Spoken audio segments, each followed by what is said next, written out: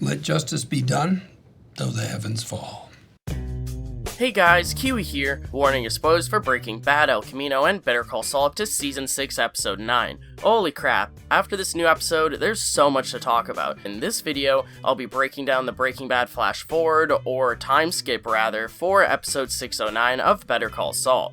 Like the video if you end up enjoying it, subscribe to the channel, and follow me on Twitter for more Better Call Saul and Breaking Bad updates. Before we jump into the breakdown, let's first hear a word from our sponsor. Alrighty, see if you can guess what I'm about to say. I'm thinking of a well-known and popular video game that has global PvP and massive PvE boss battles. We could sit here all day and play a guessing game, but I bet you probably have a hunch on what I'm about to talk about.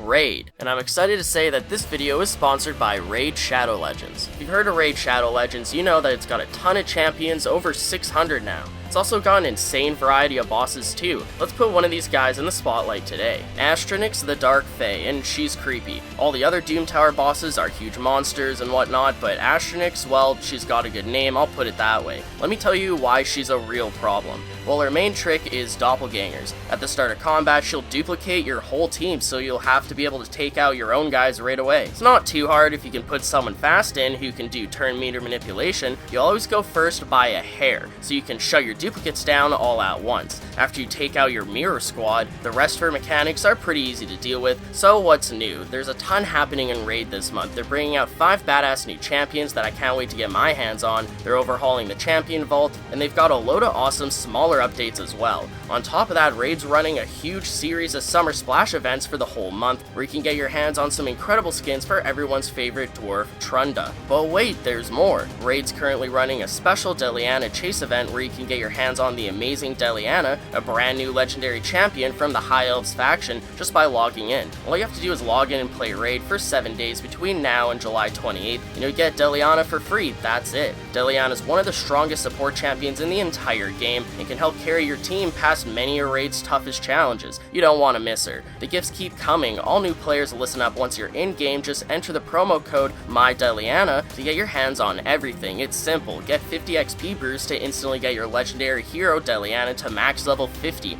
as well as a ton of silver. Keep in mind that the promo code with bonuses is only available to new players. This is the best time to get started in Raid, and if you click my link in the description or scan my QR code here on screen, you get unique bonuses worth $30. We're talking a free epic champion, reactor drafe, 200k silver, 1 energy refill and 1 XP boost, and 1 ancient shard, so you can summon awesome champions as soon as you get in the game. All this treasure will be waiting for you here. Keep in mind that the rewards will be available only for the next 30 days and only for new players, so take advantage of this bonus ASAP and give Raid a try if you haven't yet already. Thank you so much to Raid for sponsoring this video, I really appreciate it, and with that being said, let's jump into the breakdown. So wow, episode 609 ended with not just one, but 2 huge mind-blowing bombshells. First off, Kim's ultimate decision to quit the law and leave Jimmy, moving away. That deserves its own video for sure, but to think that we go from that to immediately jumping into the Breaking Bad timeline, what? I was not expecting this. To be honest, I figured that we'd get the Breaking Bad timeline in episode 610 or even 611, but here it is a week plus sooner than I expected, and I could not be happier. The first big question, is this just a Breaking Bad flash forward or a Breaking Bad time skip?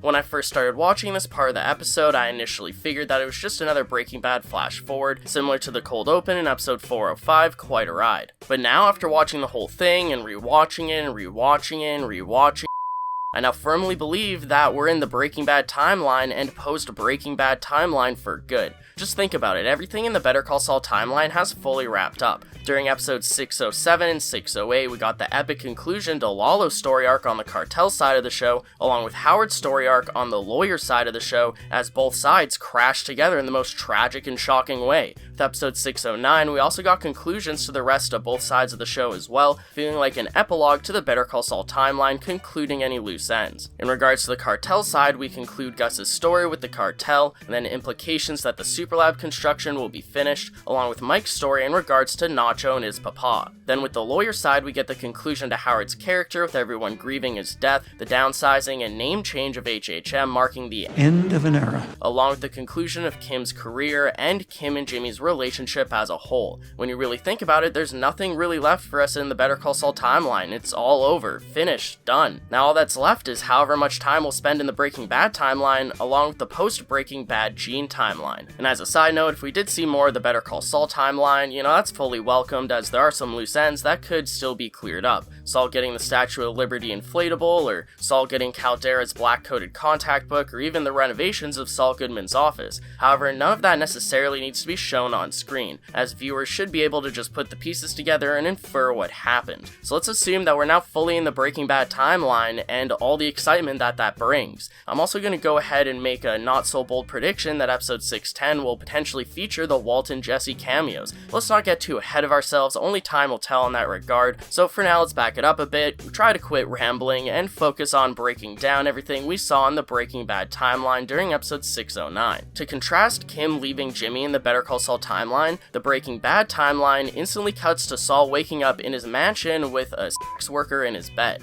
And if it wasn't obvious enough from the Kim scene, this introduction to the Breaking Bad timeline finally lays to rest beyond a doubt that Kim Wexler is not with Saul Goodman during Breaking Bad. And Kim Wexler isn't even practicing law, so she doesn't become a cartel lawyer, she doesn't become Ice Station Zebra, but getting ahead of myself, that's another video. Also, of course, Saul's morning alarm clock plays Any Way You Want It by Journey. This clearly implies one of Saul's life mottos. He'll work to get anything he wants in any way possible. As Saul wakes up in his Breaking Bad mansion that we saw from the season 6 premiere, he's clearly living the lavish lifestyle in the way that he wants. Now, are all these expensive materialistic things truly what makes Saul happy, or is he just trying to fill a void, possibly from Kim leaving him? And also, has Jimmy just become Saul so much to the point that the Saul Goodman persona has bled into his personal life as well? Is this all just to back up his Saul persona and put on a front, or is this truly the way he is now? I honestly think it's 50-50, not to pick both answers, but I'm going to, as I do believe it's a combination of both. Also, I'm not the only one to notice that Saul is like the only Breaking Bad character with tons of money who actually decided to live lavishly, right? I mean, sure, there's Eladio at his hacienda, but besides that, everyone else north of the border who becomes rich in Breaking Bad due to ill-gotten gains still lives normally. Walt, Jesse, Mike, and even Gus all live in a normal house, drive normal cars, and never truly spend a fraction of the mass amounts of money that they make. This, of course, is due to most of them making their fortunes illegally, requiring them to launder their money in order to actually spend it. The only outlier here is Gus, who's the head of a famous fast food franchise, but still decides to live humbly to keep up appearances. Saul, however, makes all of his money from high-paying clients, and as we know in Breaking Bad, he's the master of money laundering, with many different money laundering operations set up. I'm rambling again, aren't I? Well, whatever, that's kind of what these discussions are sometimes for, as there's just so much to say in regards to the end of this episode. Bottom line, my point is that it's nice to see one of our main characters actually be able to enjoy the lavish lifestyle for all the money they've acquired throughout the series, that is, until everything goes belly up, so to speak. Oh, and also, Saul didn't just buy this mansion from all of his ill-gotten gains as being a lawyer, he also bought this mansion due to the Sandpiper settlement money that he clearly has now. If you remember in the season 5 finale, when Kim was talking about using the money to set up a pro bono practice, Saul said that he wanted to buy a nice house, and clearly, since Kim didn't end up doing that with the money, Saul went ahead and bought a nice house. I was gonna say we buy a house. So as Saul wakes up, he wakes up his lady friend who spent the night with him, telling her, "Rise and shine, time to go." Then as Saul rolls out of bed, the first thing he does is plug in his Bluetooth earbud, already getting a head start on his clients, and calls for the day as he starts to get ready for the day.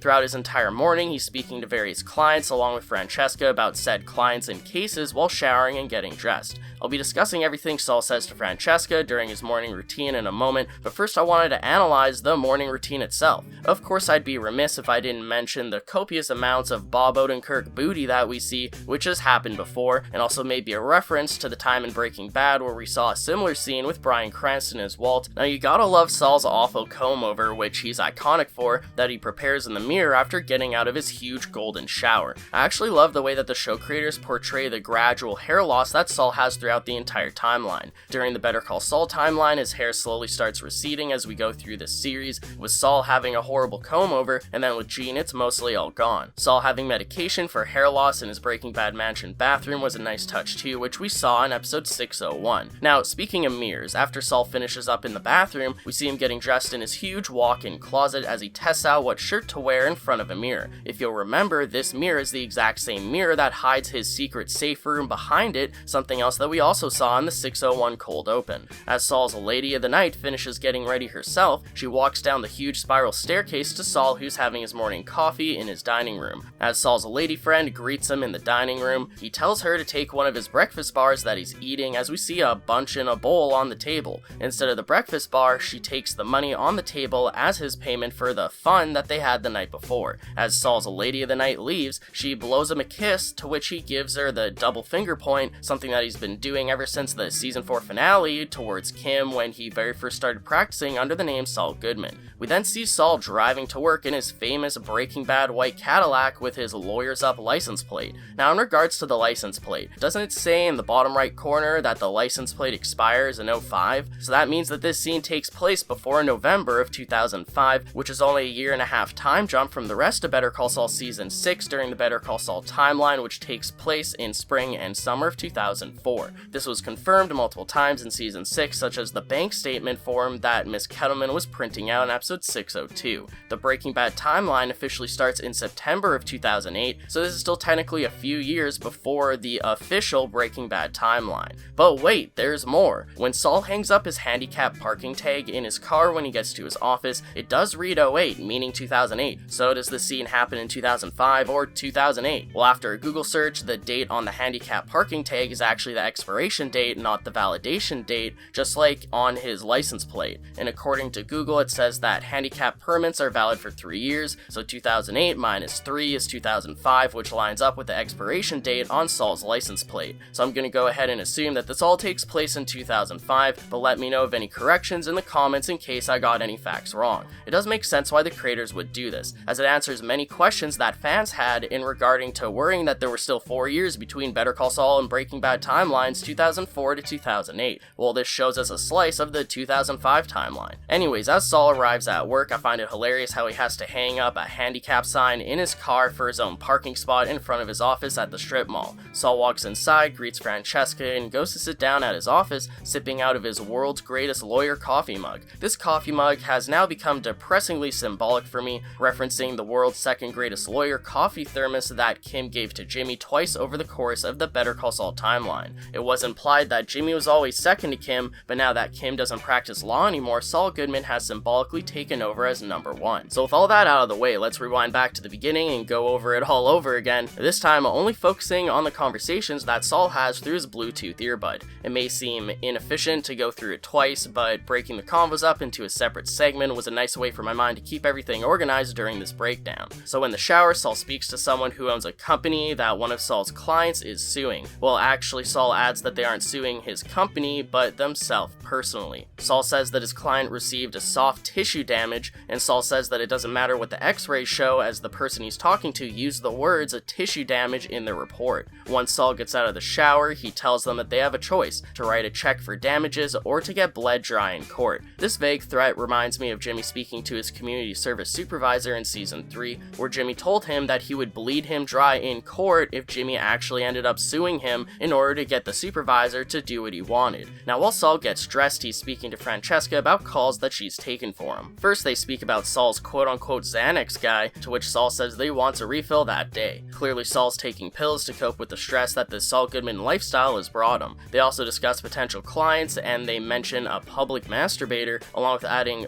Another public masturbator? Which one? A new guy? Huh, everyone must be doing it. this is most likely a reference to one of Saul's first ever scenes in Breaking Bad during season 2 episode 8. After speaking with Badger, while Saul uses a water fountain, he speaks to Francesca over his Bluetooth earpiece about a public masturbator, blaming her for mixing up his clients. Hey, what happened to my masturbator, Francesca? You got me all turned around. Considering the 609 scene, Saul says another one, it's originally thought that this happens after the Breaking Bad scene, but as we just discussed in regards to the timeline with Saul's license plate and the handicap tag, this actually happens in 2005, years before that Breaking Bad scene in 2008. So I guess Saul defending clients with this type of offense is just so incredibly common here in Albuquerque that he's already defended multiple before that Breaking Bad scene ever happened. While having his morning breakfast bar and coffee, we overhear him speak speaking about a bus that apparently drove off the I-40 highway along with 18 people injured. Saul then mentions an intern at the hospital named Ramirez that he knows due to defending him for DUIs, and tells Francesca to call him to get the names and numbers of all the victims from the bus crash. So Saul plans to create a class action lawsuit with the victims, calling it the fiery fiasco on the 40. As we know, creating class action lawsuits is Saul's bread and butter ever since his first popular class action lawsuit you may have heard of, the Sandpiper settlement case. I mean, this could be a big case, right?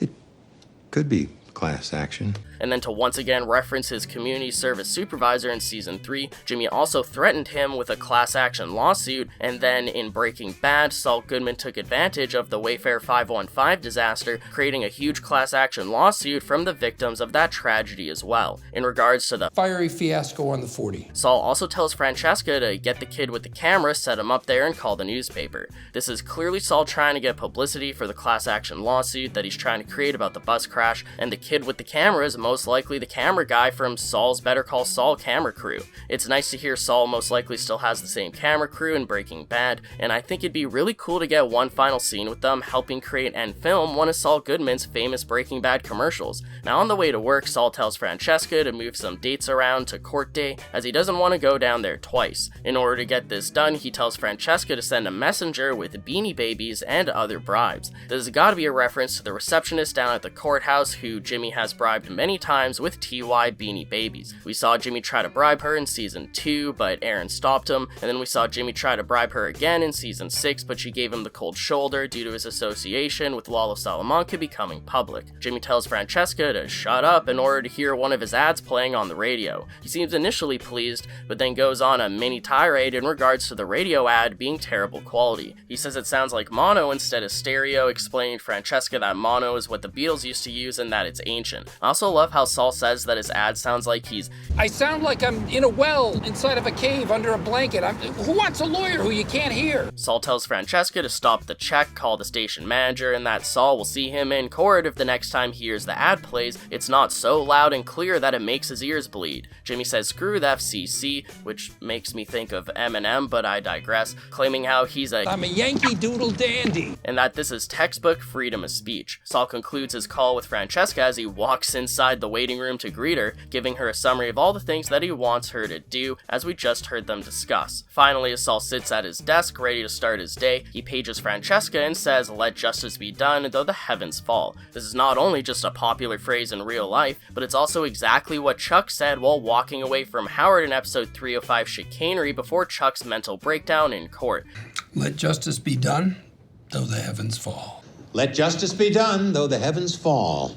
I also love the way that Francesca annoyingly replies, "What?" when Saul pages him because he was just, yammering in her ear all morning on the way to work. Clearly, it's only taken a year or so for Francesca to become completely jaded working for him. So wow, that was quite a ride. Both the Breaking Bad flash forward time skip along with this breakdown video in general. Quite a ride, huh? There was quite a lot to discuss, but I had a really fun time doing so I hope you enjoyed watching the video as much as I did making it. What do you think about this Breaking Bad timeline ending to episode 609? Is it just a flash forward, or is it a complete and total time skip with us never seeing anything in the Better Call Saul 2004 timeline again? Also, are there Breaking Bad or Better Call Saul references that I missed in this video? If so, leave them in the comments below and I'll try to mention them when I do my full 609 review. Thanks again to Raid Shadow Legends for sponsoring the video. It's so mind-blowing and unreal to think that I've actually got my first YouTube sponsor. I couldn't have done it without every single one of you watching my videos, so thank you so much for the continuous support. Speaking of which, cue the outro spiel. I'd appreciate a like on the video if you've enjoyed anything I've said today. If you're new to the channel and just haven't yet already, subscribe and hit that bell notification to stay updated on when I post new content on Better Call Saul and Breaking Bad. Check out my Patreon or give a super thanks to help support the channel financially. But most importantly, I thank you all so much for watching, and until next time, I'll talk to you guys later. Peace out. Guess, that's it.